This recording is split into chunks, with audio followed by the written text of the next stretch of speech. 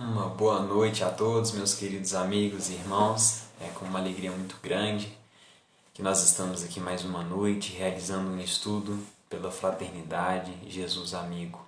Uma fraternidade essa que está em nossos corações. Então é com um sentimento de gratidão muito grande que nós iniciamos mais esse estudo, nós iniciamos mais essa live. Agradecer a todos os nossos queridos companheiros da equipe terrena, agradecer a todos os mentores desta belíssima casa que tanto nos instrui, tanto nos auxiliam, tanto nos que estão ao nosso lado no dever, no cumprimento da nossa tarefa. Então é com uma alegria muito grande que nós iniciamos mais esse estudo dessa noite. Bom, antes de nós iniciarmos efetivamente, nós vamos trazer alguns lembretes que a casa pede para que todos nós tragamos. O primeiro é sobre a água fluidificada, né? Que nós possamos deixar ao lado um copo de água, que essa água durante o estudo ela vai ser fluidificada, trazendo assim o lenitivo não só para as nossas fibras materiais, mas principalmente para nós espíritos. E o segundo aviso é que todos os dias nós estamos aqui realizando um estudo, 2 vezes ao dia, às 9 horas da manhã nós fazemos um estudo do livro Fonte Viva em sequência. É um livro psicografado pelo nosso querido Chico, ditado pelo Espírito Emmanuel, e à noite às 20 horas, nós também fazemos um estudo do Evangelho segundo o Espiritismo, também seguindo por ordem, né? E o terceiro aviso é que o EGE, o Estudo Sistematizado da Doutrina Espírita, está ativo. Então, quem tiver interesse pode entrar em contato conosco. Ele acontece a todas as quintas-feiras, às 19h30. E por fim, o último aviso é que o atendimento fraterno da nossa fraternidade, ele também está funcionando, né? Então, quem tiver a necessidade de um atendimento fraterno, de uma conversa, de um auxílio no campo espiritual, pode também mandar mensagem para a nossa fraternidade, ou pelo Facebook, ou pelo Instagram, que vai ter uma equipe esperando com os braços abertos para poder trazer as instruções e o consolo aos corações necessitados. Bom, antes de nós iniciarmos efetivamente o nosso estudo, nós vamos fazer uma prece para que nós possamos elevar os nossos pensamentos e acalmar um pouco mais os nossos corações. Querido Pai, de infinito amor, de infinita bondade, amado Mestre Jesus, queridos amigos do plano invisível, agradecemos de todo o coração pela oportunidade de podermos estar mais essa noite reunidos. Que possa, Senhor Jesus, trazer as instruções aos nossos corações necessitados da Tua luz, que possa consolar aos corações de todos nós, aflitos e necessitados do lenitivo espiritual, que possa fluidificar as águas, trazendo assim o lenitivo não só do corpo, mas também do espírito, e que possa auxiliar a todos nós nesta pequena reunião. Querido Mestre, espiritualidade amiga, esteja sempre conosco, nos instruindo, nos amparando, fazendo com que cada um de nós possamos ser instrumentos úteis da Tua bondade e do Teu amor. Que assim seja.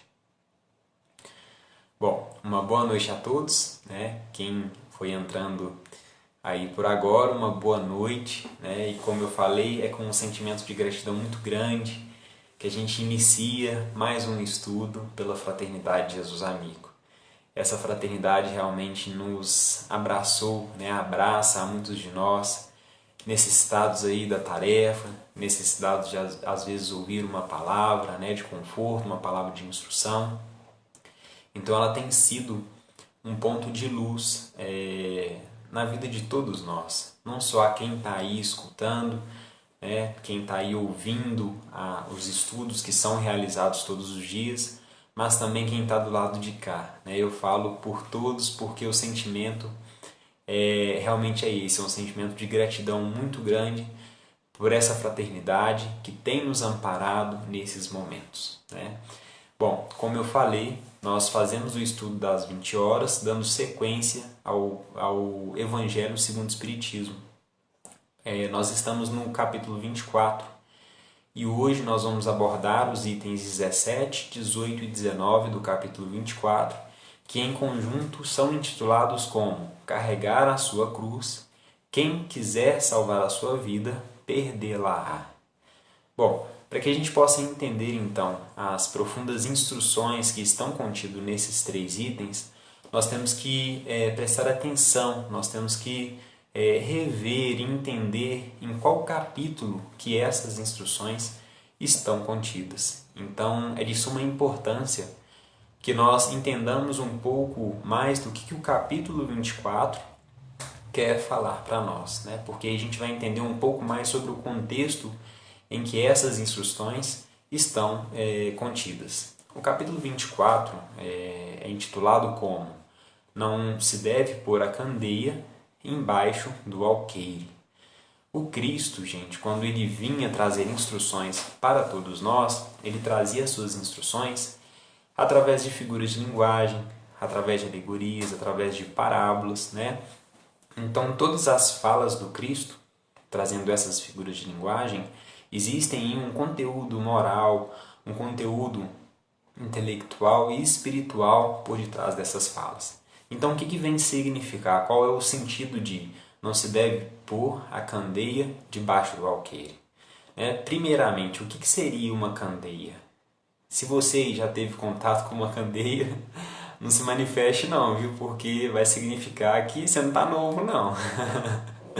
Brincadeiras à parte, gente, uma candeia era como se fosse um lampião, né? Então é um equipamento para poder iluminar os ambientes, né? E normalmente ela é uma luz que é derivada da combustão, ou do óleo, ou do azeite, ou do querosene, né?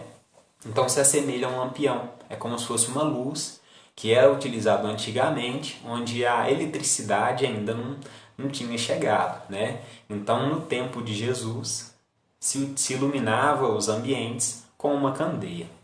E o que seria, então, um alqueire? Né? Porque a instrução é, não se deve pôr a candeia por debaixo do alqueire. Quando nós falamos de alqueire, hoje, nós lembramos da unidade de medida, né? Que é destinada para poder medir terras. Aí nós falamos, aquela fazenda tem tantos alqueires. Mas existe uma história aí por detrás, né, que originou então a palavra que hoje nós conhecemos como alqueire, que é muito interessante. Alqueire, há um tempo atrás, era um cesto. Era um cesto que era colocado no lombo dos animais para poder fazer o transporte de grãos. Olha que interessante. Com o passar do tempo, como o animal, a raça do animal era sempre a mesma, e se tinha uma certa... era igual o tamanho dos cestos, por conta da capacidade que o animal suportava, um alqueire, que era um cesto, começou a se tornar uma medida, uma unidade de medida para uma quantidade de grãos. E com o passar do tempo, né, um alqueire também virou uma unidade de medida para se poder medir uma terra, onde um espaço de terra onde se plantava aqueles grãos contidos naquele alqueire, naquele cesto, representava um alqueire de terra. Então nós podemos ver que um alqueire na verdade era um cesto. Então o que o Cristo queria nos falar com não se deve pôr a candeia embaixo do alqueire? É que não se deve pôr um lampião, uma luz, né, e um cesto por de cima. Porque se há o objetivo da lâmpada, né, se o objetivo do lampião ou da candeia é iluminar, como que eu vou colocar um alqueire em cima? Para que eu vou colocar um cesto em cima? Né? Não tem sentido.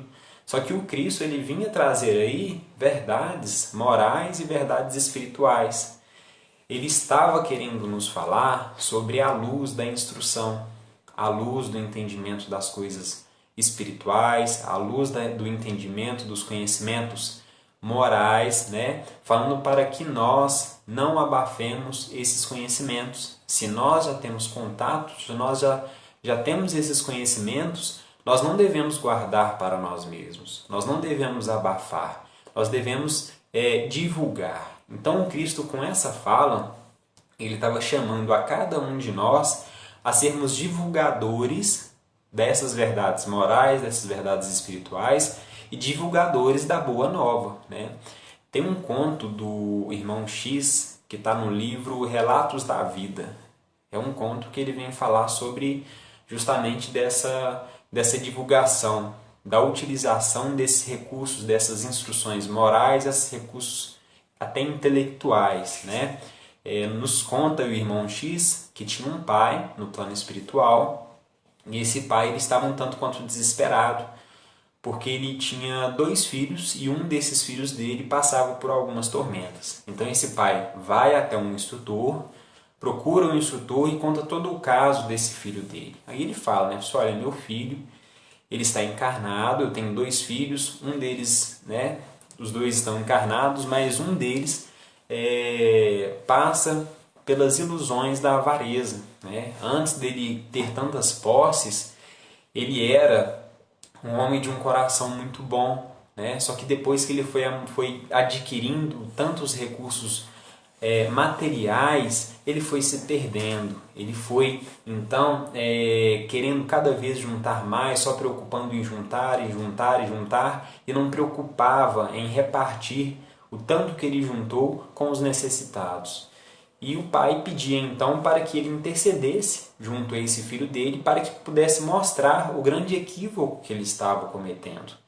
E o instrutor, ouvindo, né, sabiamente, vira para o pai e fala, olha, mas você me falou que tinha 2 filhos.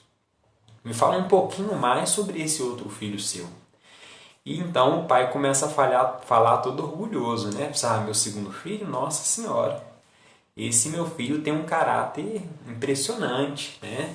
Ele é muito sábio, ele estuda muito, ele dedica a maior parte do seu tempo em estudar, ele fala grego, romano, ele fala latim, ele fala um tanto de língua fluentemente, ele tem um conhecimento muito grande em filosofia, em ciência, em medicina, né? Então ele vem mostrar que o filho dele tem uma carga intelectual, de conhecimento muito grande, né? E o instrutor, então, depois dessa apresentação que o pai faz do seu outro filho, vira para ele e pergunta, olha, e o que o seu filho faz com tantos recursos intelectuais? Aí o pai vira e fala assim, nada, ele se basta, né? Ele já é inteligente por si só, não faz nada. Aí o mentor, o instrutor do plano espiritual ainda pergunta, mas ele é professor de quantos alunos? Aí o pai desse rapaz fala assim, não, mas ele não é professor, ele é um sábio da atualidade. E o instrutor ainda persiste, né? Mas ele não dá nenhuma palestra, ele não conforta nenhum coração, ele não instrui a ninguém. Aí o pai ainda fala assim, não, de forma nenhuma, muitos não compreenderiam o tanto de conhecimento que ele tem, né? Aí o instrutor, refletindo sobre aquela fala daquele pai, vira para ele e fala, olha, meu irmão, reconsidere o seu pedido. Todos os seus 2 filhos são extremamente avarentos. O primeiro é o Sorvina do Ouro, né? Esse primeiro ele vai passar aí por severas dificuldades na sua própria encarnação, né? No final aí da sua encarnação ele vai ver o grande equívoco que ele estava cometendo e quando ele desencarnar ele vai passar por severas desilusões, mas essas desilusões vai forçar com que ele procure uma nova reencarnação para poder consertar os equívocos que ele teria cometido no passado. Agora o seu segundo filho é o Sorvina da alma. E esse sim você tem que prestar atenção. Porque esse desequilíbrio pode provocar nesse filho seu séculos e séculos de sofrimento, porque ele vai desencarnar ainda envolto no seu orgulho, na sua vaidade, e não vai perceber o tanto que ele tinha que corrigir. Aí ele olha para o pai está, ó, zoião aberto, assustado, né? E ele ainda continua, diz, olha, vai, auxilia o seu filho, Sorvina do Ouro, mas não se esqueça que o seu outro filho, Sorvina da Alma, está em um caso muito mais sério. Olha que interessante esse conto do Irmão X, né? Ele vem trazer para nós que a retenção desses recursos intelectuais, desses recursos, desses esclarecimentos, vai nos colocar, quando desencarnarmos, em posição de sorvinas, em posição de verdadeiros avarentos, né? Então, o capítulo 24, ele vem nos instruir, ele vem trazer para nós a necessidade da divulgação da Boa Nova, a necessidade da divulgação desses bens intelectuais, né, desses esclarecimentos morais, religiosos ou não, né, mas vem nos atentar para a divulgação desses recursos que não são monetários, né? Então, se a gente observar durante o capítulo 24, se nós formos seguindo aí os seus itens, nós vamos ver que item por item é a instrução a respeito dessa divulgação. Dos itens aí 1 ao 7, nós vamos ter instruções sobre a forma didática que Jesus utilizava para poder fazer a sua divulgação, que são as parábolas. Dos itens 8 ao 10, nós vamos ver aí qual que era o público que já está pronto, que já está apto a receber essas notícias, a essas instruções morais e espirituais. Do item 11 e 12, nós vamos ver quem são os maiores necessitados da divulgação da Boa Nova. Dos itens 13 ao 16, nós vamos ver que a coragem, né, é um item importantíssimo para nos auxiliar na divulgação dessa tarefa. E nos itens 17 ao 19, que é os itens que nós vamos estudar hoje, nós vamos falar um pouco mais sobre as possíveis dificuldades que nós vamos encontrar nessa tarefa da divulgação, né? Então, partindo para o item 17, entrando então para os nossos itens do tema de hoje, nós temos uma passagem bíblica, né, que um trecho bíblico, que está lá no Evangelho de Lucas, no capítulo 6, versículos 22 e 23. Eu vou ler eles para a gente. Benditosos sereis quando os homens vos odiarem e separarem, quando vos tratarem injuriosamente, quando repelirem como mal o vosso nome por causa do Filho do Homem. Rejubilai nesse dia e ficai em transportes de alegria, porque grande recompensa vos está reservada no céu, visto que era assim que os pais deles tratavam os profetas, né? Então nós temos aqui já no item 17, Lucas nos trazendo uma possível dificuldade que nós teremos na tarefa da divulgação da Boa Nova, né? Que são os sentimentos de aversão do outro para com nós. Mas será que isso realmente existe, gente? Será que nós podemos realmente colher esses sentimentos de injúria, de aversão, de discriminação e até mesmo perseguição por divulgarmos a Boa Nova? Se a gente fazer uma análise histórica do movimento cristão, nós vamos ver que infelizmente sim, né? Nós temos lá no início do movimento cristão, lá no século, até o século IV mais ou menos, o Império Romano perseguindo os primeiros cristãos, né? Então o Império Romano perseguia, que são os primeiros martírios, né, do movimento cristão, e que eles colocavam esses primeiros cristãos em posição de martírios, né, que eram jogados em arenas onde eram devorados pelos leões, né, que eram postos em cruzes, que eram jogados em fogueiras vivas, né? Então nós vamos ver que existe aí realmente essa perseguição que Lucas aqui fala para nós, né? Esse sentimento de aversão do outro para com nós na divulgação da Boa Nova. Se nós formos andando aí pela linha histórica, né, nós vamos ver que a divulgação do cristianismo, que a divulgação dos ideais cristãos, eles sempre foram acompanhados de perseguição, sempre foram acompanhados aí de sentimentos de aversão, de sentimentos de injúrias, né? Nós temos também, quando o protestantismo ele começou a surgir, o que é conhecido como a Noite de São Bartolomeu, que também foi uma decisão de reis franceses em busca, em perseguição àqueles que adotaram o movimento do protestantismo, né, que é a reforma da igreja. Nós temos aí nesse movimento mais de 5.000 mortes, né, que tem alguns relatos, tem alguns estudos que falam que chegam a 30.000, tem alguns estudos que falam que foram 2.000, mas a média é de 5.000 mortes só nesse movimento, né? Iniciando aí a divulgação da doutrina espírita, nós temos o Auto de Fé de Barcelona, também, que foi um movimento contra o espiritismo, onde um bispo de Barcelona, em 1861, apreendeu mais de 300 livros espíritas e mandou queimar em praça pública. E nós temos também figuras da doutrina espírita, em divulgadores da doutrina espírita, também esses exemplos de perseguição, como o nosso querido Caibar Schutel. Caibar Schutel foi um exímio divulgador da doutrina espírita. Ele esteve encarnado junto a nós de 1866, se não me engano, até 1930 e alguma coisa também.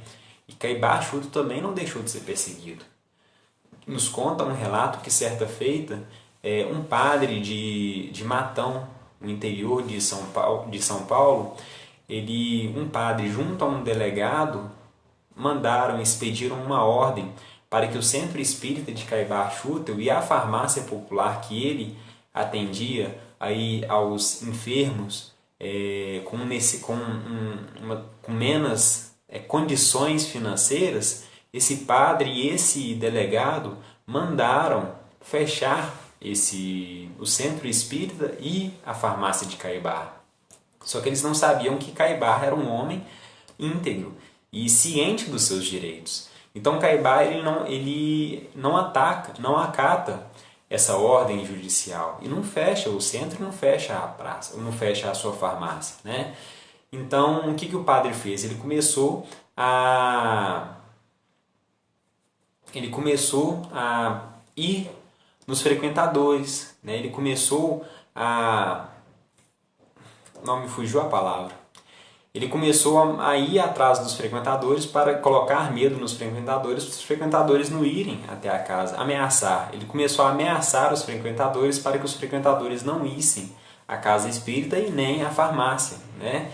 E o Caibar foi então diminuindo o seu público e ele decide então ir à praça pública para poder falar, né? Para poder dar aí o seu ponto de vista, o seu lado da história.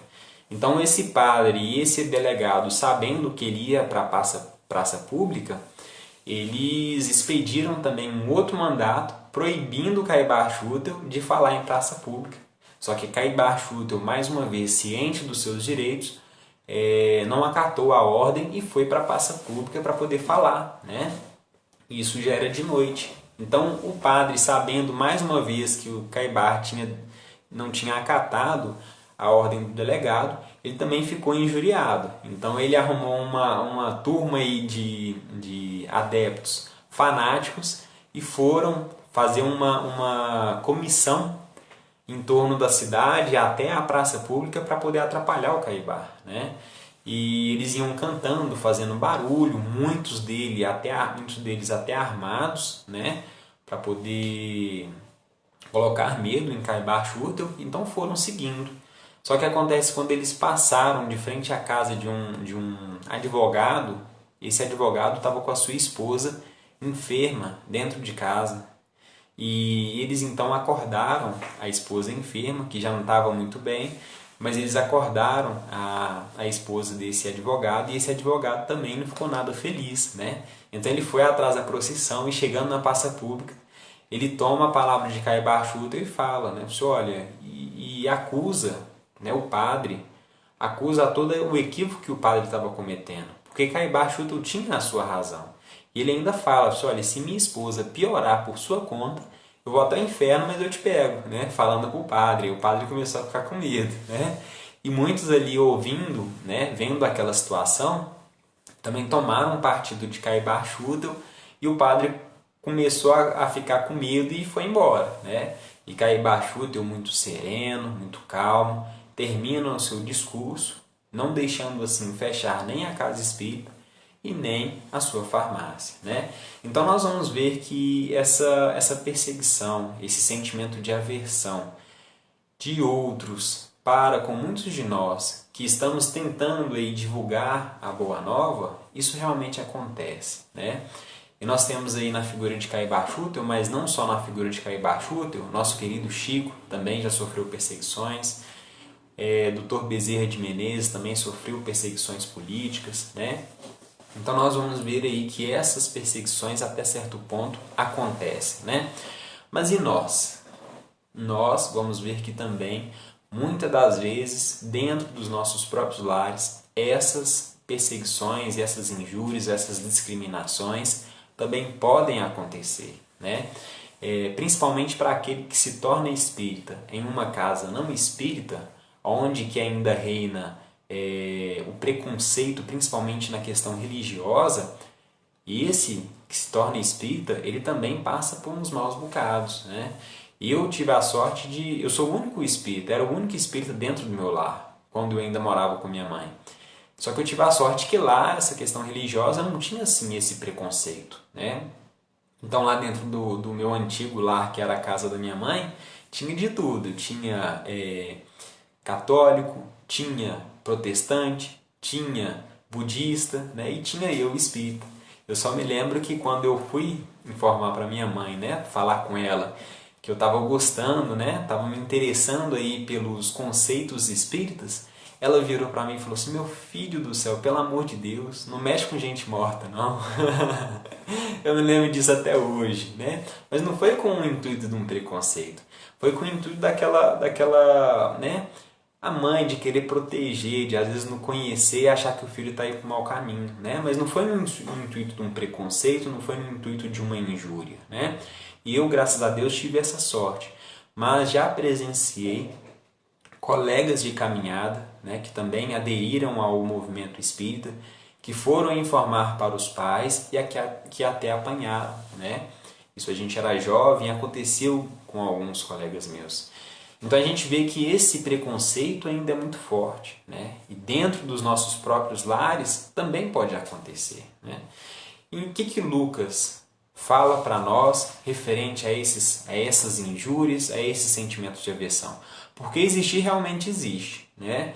Então vamos observar o que Lucas vem nos falar. Ele fala assim, ó: rejubilai nesse dia e ficai em transportes de alegria, porque grande recompensa vos está reservada no céu, visto que era assim que os pais deles tratavam os profetas. Ou seja, Lucas está falando aqui para nós que diante dessas perseguições, diante desses movimentos de injúria, né, esses sentimentos de aversão, nós não devemos desanimar. Nós devemos persistir na divulgação da Boa Nova, persistir em nossos caminhos, porque está reservado para nós recompensas no plano vindouro, né? E nós sabemos que isso é real, né? Então ele também traz uma outra figura aqui, que ele vem trazer a figura do pai, né? Que os pais deles também tratavam os profetas da mesma forma, né? Então assim, vem trazer para nós que é a ignorância. Os profetas, quando eles vieram trazer as notícias, também eram tratados com uma certa ignorância, com uma certa injúria. Mas depois viram que eles estavam certos, né? Não é querendo provar que nós estamos certos ou não, mas daqui a um tempo, se a gente segue no caminho do Cristo, né, que o Cristo é o caminho, a verdade e a vida, todos esses que nos perseguem, todos esses que estão nos atacando, de qualquer forma que seja, vão ver que nós estávamos tentando trazer o bem e vão ver que eles estavam equivocados. Assim como Lucas trouxe, né, que é a imagem dos pais, daqueles que também assim tratavam os profetas, né? Então, nós vemos então no item 17 que esses sentimentos de aversão, e principalmente nós podemos colher eles dentro dos nossos próprios lares, é uma das dificuldades que nós poderemos encontrar na divulgação da Boa Nova. Vamos nos lembrar que o título desse item que nós estamos estudando, que é o item 17, 18 e 19, é intitulado como Carregar a sua cruz. Quem quiser salvar a sua vida, perdê-la-á. Então nós vamos ver aí que carregar a sua cruz, dentro do contexto do capítulo 24, que é a divulgação da Boa Nova, é compreender que nós teremos que carregar, muitas das vezes, essas dificuldades, carregar muitas das vezes essas injúrias, esses preconceitos, porque é esse que é o caminho, né? O Cristo nos chama a carregar as nossas cruzes, né? Então nós temos que, de certa forma, que suportar todas essas situações de aversão, porque esse que é o caminho, esse que é o chamamento do Cristo, né? Então, compreendendo o que seria carregar a nossa cruz dentro do contexto do capítulo 24, nós vamos para a segunda parte aí do título. Carregar a sua cruz. Quem quiser salvar a sua vida, perdê-la-á. Parece uma contradição, né? Porque quem quiser salvar a sua vida, perdê-la-á. Para a gente poder iniciar, para a gente entender um pouco mais sobre isso, eu queria trazer aqui um questionamento, né? Já falo que não é um questionamento simples, nós não vamos aprofundar muito nele, porque só ele aí dá uma palestra de mais de 1 hora, né? Mas eu vou trazer ele para a gente poder basear esse estudo dessa segunda parte, né? Que é quem quiser salvar a sua vida, perdê-la-á. E é justamente a resposta desse questionamento que me chamou a atenção, principalmente no início, quando eu estava adentrando, então, quando eu estava conhecendo a doutrina espírita. E o questionamento é: qual é o objetivo das nossas encarnações? Como eu falei, não é um questionamento simples, né? Mas nós temos lá na questão de número 132 do Livro dos Espíritos, onde Kardec pergunta aos espíritos qual é o objetivo de nossas encarnações, e os espíritos lhe respondem de uma forma, de certa forma, pela complexidade da pergunta, eles nos respondem de uma forma muito simples, né? Eles falam assim, ó: Deus lhes impõe a encarnação com o fim de fazê-los chegar à perfeição. Para uns é expiação, para outros missão. Mas, para alcançarem essa perfeição, têm que sofrer todas as vicissitudes da existência corporal. Nisso é que está a expiação. Visa ainda outro fim a encarnação, o de pôr o espírito em condições de suportar a parte que lhe toca na obra da criação.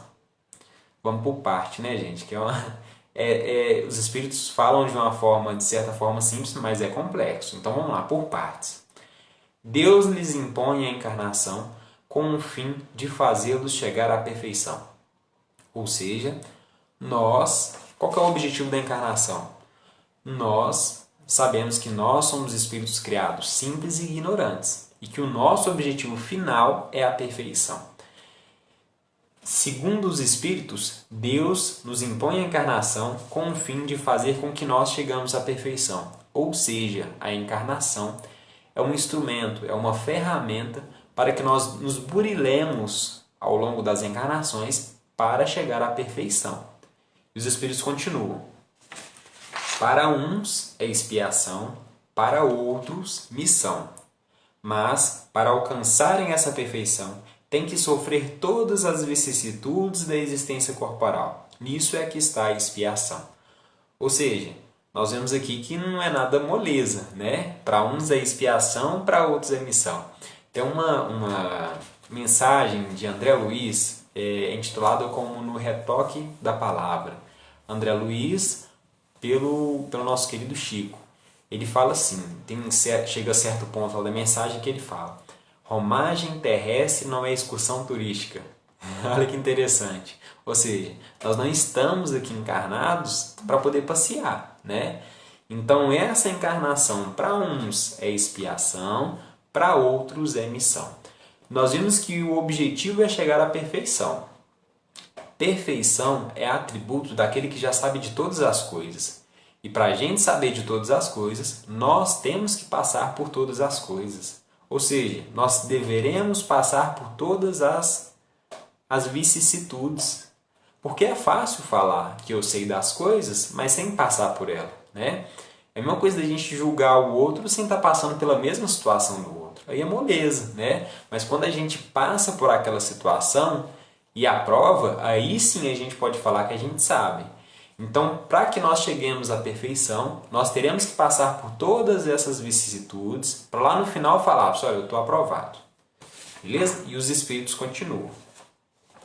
Visa ainda outro fim a encarnação, o de pôr o espírito em condições de suportar a parte que lhe toca na obra da criação. Olha que interessante. Os espíritos trazem aqui para nós, então, um outro objetivo que é a reencarnação. Nós vimos que o primeiro é referente ao meu progresso, né? Agora, esse segundo, ele vem nos falar que é para poder colocar o espírito em condições de suportar a sua parte na obra da criação, né? Ou seja, cada um de nós temos a nossa parte a construir na obra da criação. Olha que interessante. Em uma empresa não tem aí os vários operários, cada um faz a sua função? Na obra divina também. Cada um de nós temos a nossa utilidade dentro da obra divina. Olha que fantástico, né?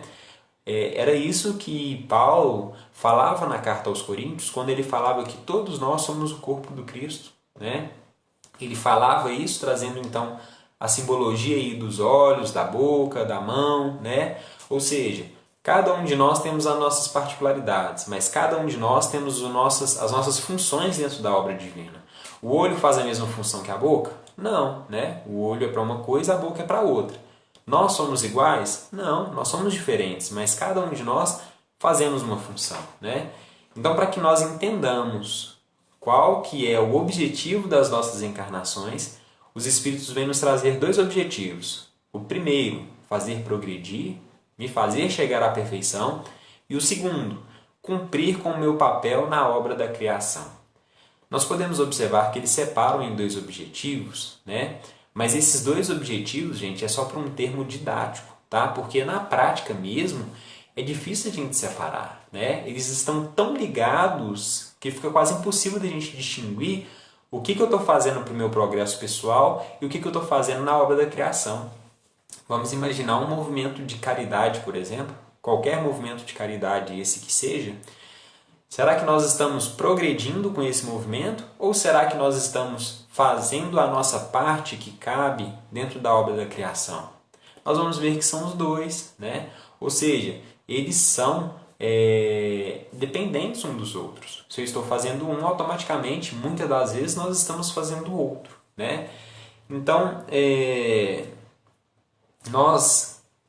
quando nós encarnamos, qual que é o objetivo das nossas encarnações? O que nós geramos com as nossas encarnações? Nós geramos deveres para com nós, na nossa perfeição. Nós geramos deveres para com o próximo, né? Porque para poder, né, eventualmente aí, retificar algum engano que foi causado em encarnações anteriores, ou para trazer sentimentos também. A gente também não lida com o outro só para poder retificar erro, né? A gente também lida com o outro com sentimentos elevados e nós também temos deveres para com a obra divina, né? Então, a encarnação nos traz deveres a cumprir. Quando nós voltamos, então, na definição de cruz, de carregar a nossa cruz, nós temos uma definição de Emmanuel que está no livro Mãos Unidas. É uma lição intitulada como A Caminho do Cristo. Emmanuel ele vem trazer uma definição de carregar a cruz que eu achei muito interessante. Ele fala assim, ó: carregar nossa cruz a caminho do Cristo será abraçar as responsabilidades que nos cabem no setor de trabalho que Ele próprio nos confiou. Ou seja, quando encarnamos, Jesus confia a todos nós deveres. Deveres para com nós, com o nosso progresso, deveres para com o nosso próximo e deveres para com a obra divina, né? Antes da gente encarnar, a gente quer abraçar o mundo de deveres, não é assim? A gente fala, não, eu vou fazer isso, vou fazer aquilo, eu vou pegar nisso, vou pegar naquilo, não é assim que a gente fala, né? Quando a gente vê qual que é a nossa real necessidade, né? A gente quer abraçar o mundo, a gente quer fazer tudo. Mas e quando a gente encarna, né? A gente depara com esses deveres e muitas das vezes foge, né? Então a gente depara com os deveres e fala, não, esse dá muito trabalho, eu não vou querer não, né? Ah, eu prefiro ficar deitado. Que assistir palestra, pelo amor de Deus, eu vou ficar deitado, né? Aí fala, esse fulano é uma cruz na minha vida. Realmente é uma cruz, por quê? Porque é o seu dever, né? Você tem um dever para com o outro, ele realmente é a sua cruz. Né? Então vamos ver aí que quando a gente escapa da cruz, quando a gente quer salvar as nossas vidas, voltando aí a quem quiser salvar a sua vida, perdê-la, o que significa salvar a sua vida? O que o Cristo estava querendo nos falar com salvar a nossa vida? Salvar a nossa vida material. Salvar a nossa vida, né? Salvar os nossos desejos, as nossas vontades, né? Em detrimento ao cumprimento dos nossos deveres. Né? Então muitos de nós fugimos das nossas cruzes. Quais que são as nossas cruzes? São os deveres que nós devemos cumprir, né? Voltando então para o cumprimento dos nossos desejos pueris. Por isso que o Cristo fala que quando a gente quiser salvar a nossa vida, nós perderemos ela, né? Porque nós perderemos o objetivo da nossa encarnação. O objetivo da nossa encarnação é cumprir os nossos deveres, não é isso? Então, quando nós relegamos a nossa cruz, quando nós deixamos de lado a nossa cruz, nós não estamos cumprindo o objetivo das nossas encarnações. Por isso que nós estamos perdendo a nossa vida. É nesse sentido que o Cristo queria nos falar. Quando a gente vai então adentrar por o item 18, nós vamos ver que no item 18 tem uma fala aí muito importante para poder nos atentar ao cumprimento dos nossos deveres e nos atentar ao carregar das nossas cruzes. Né? O item 18 é um item tão importante, né? Um versículo também da Bíblia, que ele é tão importante que ele está no Evangelho de Marcos, de João, de Lucas e de Mateus. Os 4 evangelistas anotaram esse trecho. E o item 18 é o seguinte: chamando para perto de si o povo e os discípulos, disse-lhes: se alguém quiser vir nas minhas pegadas, renuncie a si mesmo, tome a sua cruz e siga-me. Porquanto aquele que quiser salvar a si mesmo, perder-se-á. E aquele que se perder por amor de mim e do Evangelho, se salvará. Com efeito, de que serviria a um homem ganhar o mundo todo e perder a si mesmo? Olha que item fantástico, né? E como eu falei, tem uma palavrinha mágica aqui no meio desse item aqui, que vem nos mostrar, né, que vem nos instruir, que vem nos auxiliar ao cumprimento do nosso dever. Eu vou ler de novo só a parte da instrução aqui de Jesus, para ver se a gente pesca. Se alguém quiser vir nas minhas pegadas, renuncie a si mesmo, tome a sua cruz e siga-me. Olha que interessante. Nós vamos ver aqui que a renúncia, gente, é primordial para que nós carreguemos a nossa cruz, né? Ou seja, para que nós cumpramos os nossos deveres, né? Então nós vamos ver renunciar. Mas renunciar o quê, né? Renunciar os nossos desejos materiais, os nossos desejos pueris, é em busca do cumprimento dos nossos deveres, que dentro do contexto do capítulo 24 é a divulgação da Boa Nova, né? Nós temos que admitir que nem sempre os nossos desejos, né, nem sempre nas situações os nossos desejos correspondem ao nosso dever, né?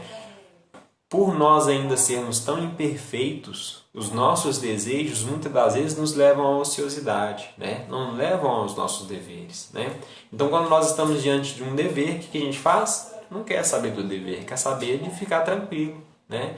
Então, a renúncia, ela vem nos mostrar que nós devemos renunciar, deixar de lado os nossos desejos ainda pueris em busca do cumprimento dos nossos deveres. É nesse sentido que o Cristo queria nos trazer a renúncia, né? E nós estamos falando aqui dentro do contexto do capítulo 24, que é a divulgação da Boa Nova, né? E como que nós vamos divulgar a Boa Nova? São Francisco, aos franciscanos, né, ele falava o seguinte: olha, vá perdi aqui o papel, mas ele falava, vá e divulgue o Evangelho. Se necessário, use as palavras, né? Ou seja, trazendo aqui para nós que usar as palavras é uma forma de divulgar? Com certeza, mas existem formas mais eficientes de divulgar o Evangelho. E qual que seria a forma mais eficiente de nós divulgarmos o Evangelho? Seriam através das ações. Se a gente olha então por esse prisma de divulgar o Evangelho com as nossas ações, nós vamos ver que nós podemos divulgar o Evangelho em qualquer lugar que nós estejamos, sem precisar de falar nenhuma palavra. Nós podemos divulgar o Evangelho, então, por exemplo, onde nós trabalhamos. Como que eu vou divulgar o Evangelho onde eu trabalho sem falar nenhuma palavra? Se eu estiver na posição de empregado, né, ou seja, de operário, eu vou divulgar o Evangelho não querendo tirar vantagem sobre o meu colega de trabalho, não querendo tirar vantagem sobre o meu empregador, né? Não fazendo hora no serviço, não levando atestado falso, né? Isso acontece. Então nós vamos ver aí que isso é a divulgação da Boa Nova, né? É seguir os preceitos do Cristo, porque eu vou dar exemplo.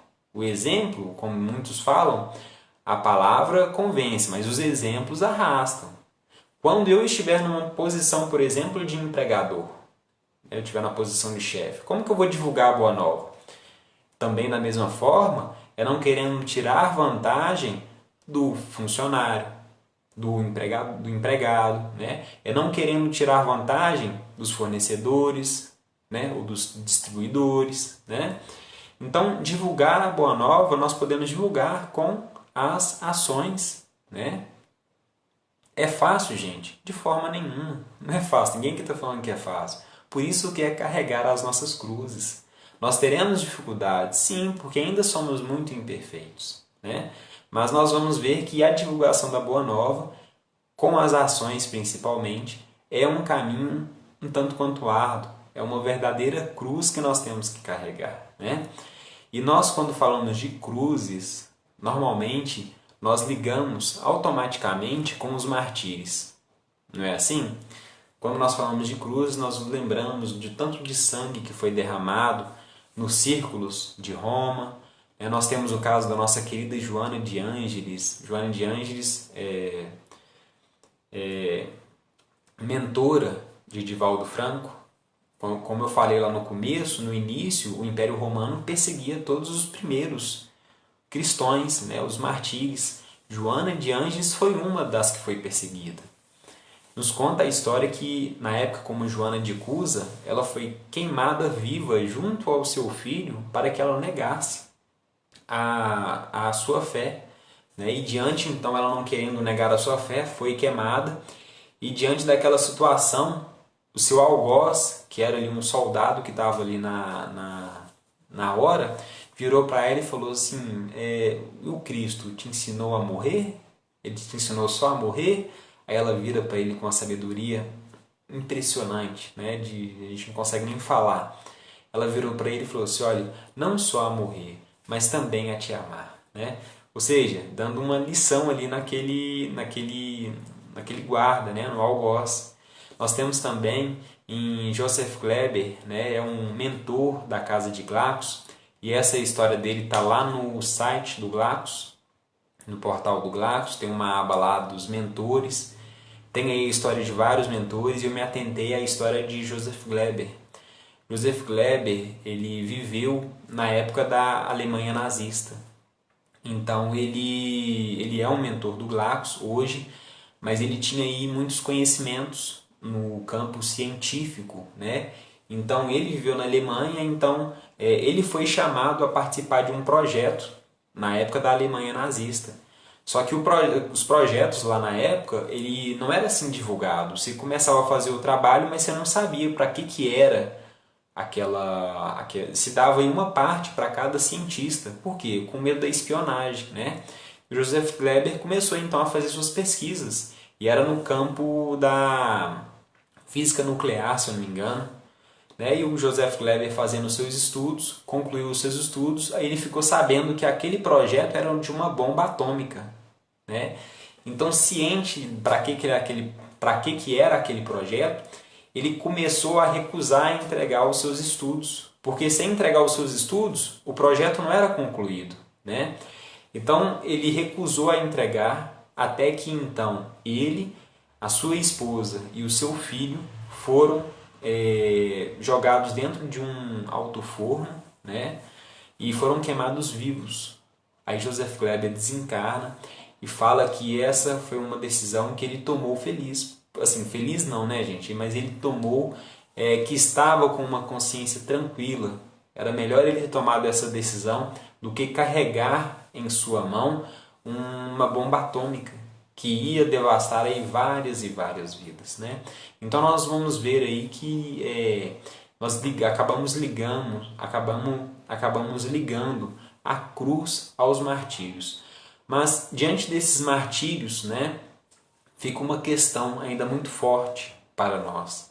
Será que nós teremos que também passar por esses martírios ainda tão violentos para poder estar efetivamente divulgando a Boa Nova? É uma questão que fica. Nós temos na Revista Espírita, numa edição da Revista Espírita, uma instrução de Santo Agostinho, de Lázaro e de Lamennais, falando justamente sobre esses martírios. Que eles vêm nos instruir que hoje em dia, né, os martírios, né, a cruz, as fogueiras e as forcas não são mais materiais. Que hoje a sociedade já está desenvolvida num ponto em que não é aceito mais esses martírios, né? Mas que existe sim um martírio, mas um martírio íntimo. Né? Existem as fogueiras, as cruzes e as forcas morais. Né? Então nós podemos ver que esses 3 itens reunidos, nos chamam a atenção do abraçar dos nossos deveres diante a divulgação da Boa Nova. Né? Então que nós possamos nos atentar, nós possamos entender que sem essa renúncia desses desejos pessoais, sem a renúncia dessas vontades pessoais, nós não vamos efetivamente conseguir divulgar a Boa Nova. Então nós temos que nos atentar a esses deveres, que é o objetivo das nossas encarnações. Meus queridos amigos, eu gostaria de agradecer a todos pela atenção, por mais essa noite aí de companhia no estudo, e que nós possamos estar reunidos futuramente em um próximo estudo. Vamos agradecer aí mais uma vez pela atenção de todos, agradecer pela casa, por todos os mentores do plano espiritual, por todos os nossos queridos amigos do plano físico, que nos auxiliam tanto aí nessa tarefa. Então nós vamos fazer uma prece final para a gente dar o fim então à nossa tarefa e não vamos nos esquecer de agradecer, né? Querido Mestre Jesus, Pai de infinito amor e bondade, mentores, amigos do plano invisível, agradecemos a todos pelas oportunidades que têm surgido em nosso caminho. Que nós possamos, Senhor Jesus, ser verdadeiros instrumentos da Tua luz, da Tua paz e do Teu amor. Auxilia a cada um de nós, Senhor, no carregar das nossas cruzes. Que nós possamos nos atentar aos nossos deveres. Que nós possamos efetivamente cumprir os objetivos das nossas encarnações. Que possa estar conosco, Senhor Jesus, amado Mestre, modelo e guia, não só hoje, não só agora, mas sempre. Que assim seja. Uma boa noite a todos, meus queridos amigos. Até mais.